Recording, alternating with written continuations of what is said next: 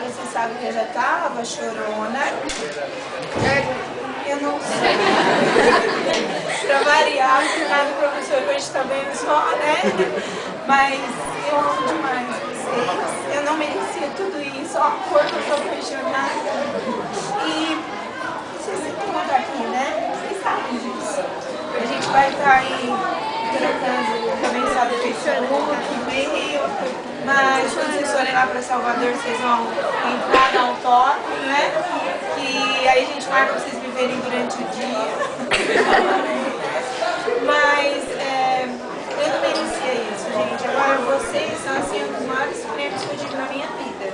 Tá? Profissional. O professor vai ler um texto daqui a pouco, que eu escolhi pensando muito em vocês.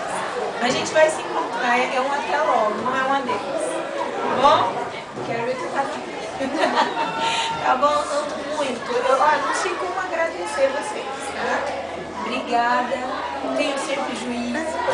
Tá bom, Luca? Já que vocês, eu tenho certeza que vocês já são, mas vocês se tornarão grandes homens e grandes mulheres. Eu tenho certeza. Um coração maravilhoso que vocês têm, uma pessoa que tem amor, pessoal, ela se dá bem em qualquer lugar que ela for. E vocês têm isso de sonho. Então sou isso pra câmera. Eu queria tirar uma foto com vocês, tá bom? Deixa eu pegar aqui a máquina. A gente